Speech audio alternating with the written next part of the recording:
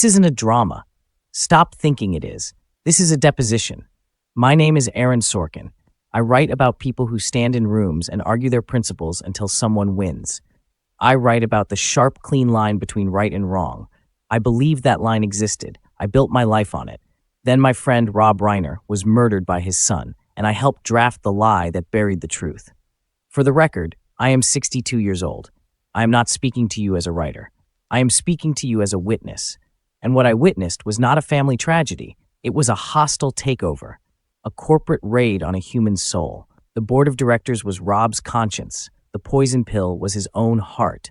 And I was outside counsel. They will tell you it's about addiction, mental illness, a snapped mind. They are writing a fiction, and it is a bad one. I know fiction. This was a negotiation, a brutal, immoral, calculated negotiation that began the day Nick Reiner realized his father's greatest asset wasn't his film library or his house in Brentwood. It was his reputation. His unbearable, magnificent, liberal reputation. Rob didn't just believe in justice. He needed it like oxygen. He needed to be on the right side. Nick understood this was the leverage point, the crack in the foundation. 2 years ago, Rob came to me, not as a friend, as a writer. He said, "Aaron, I need you to help me write something." I thought it was a script. It was a manifesto, a 40-page document titled A Father's Accountability. It was a confession of every parental mistake he'd ever made, being too busy during A Few Good Men, pushing too hard during the Princess Bride press tour, not understanding Nick's artistic temperament. It was self-flagellation in 12-point Times New Roman. Nick had demanded it. He said he needed it for his therapy. He said true healing couldn't begin until his father took full, public accountability for the damage he'd caused. Rob was going to publish it on Medium. I read it in his study. I got to page 10, and I threw the pages on the floor. "Rob, this isn't accountability. This is capitulation. This is a hostage letter. You are negotiating with a terrorist." He looked at me with those exhausted eyes. "What if he's right, Aaron? What if I did this?"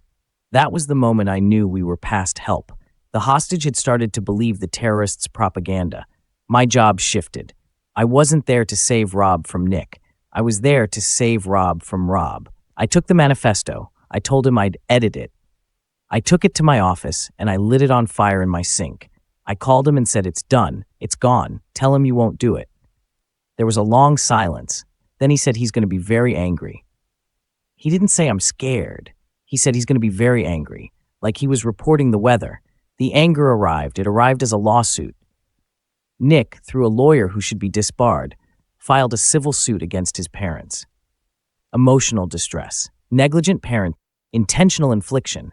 The settlement demand, not money, not directly. It was for creative control. He wanted a seat on the board of Castle Rock. He wanted script approval on any project using the Reiner name. He wanted to be made a producer with a fee on all future projects. It was a proxy war. He couldn't destroy the art, so he wanted to own it, to defile it from the inside. This is where I became an accomplice. Rob, Michelle, and I met with the lawyer. Our strategy wasn't to fight. Our strategy was to contain. We drew up the settlement. I drew up the settlement. A masterpiece of legal evasion. It gave Nick a title, creative consultant. It gave him an allowance disguised as a development fee. It gave him a credit. In exchange, he dropped the suit. We bought silence with a lie printed on letterhead. We sold Rob's legacy to save his present. We thought we were being smart. We were being cowards. The night it was signed, we had dinner. Rob, Michelle, me. No, Nick. Rob tried to make a toast. He lifted his glass and said, "To peace." His hand was shaking so badly the wine sloshed over the rim. It looked like blood on the white tablecloth. Michelle didn't lift her glass. She looked at me and said, "Aaron, you're the wordsmith. What's the word for when you lose a battle you didn't even know you were fighting?" I didn't have an answer. I'm a writer. I had no words. The settlement held for 6 months. Then the demands started again. More money, a bigger credit, a dedicated parking space at the lot. Each one a little more absurd, a little more humiliating, each one a test. And Rob paid. Every time.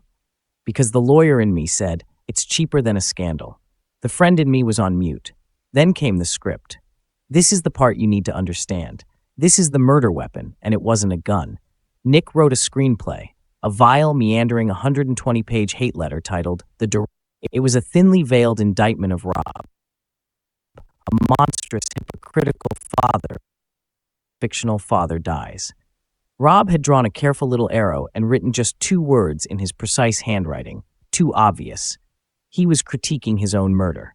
That's who he was, a director to the last. So here is my testimony. I am not an innocent bystander. I am a co-conspirator. I negotiated with the devil because I thought I was smarter than he was.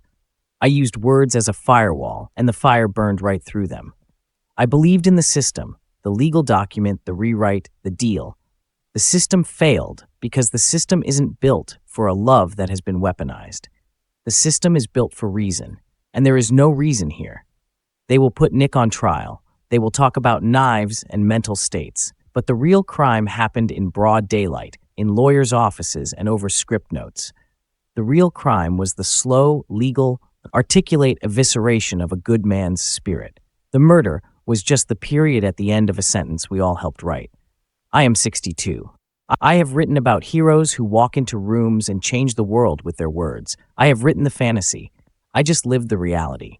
And in reality, the words weren't enough. The principles weren't enough. The smartest guys in the room lost. My final line for Rob Reiner? He was the most principled man I ever knew. And his principles were the knife his son used to kill him. The end.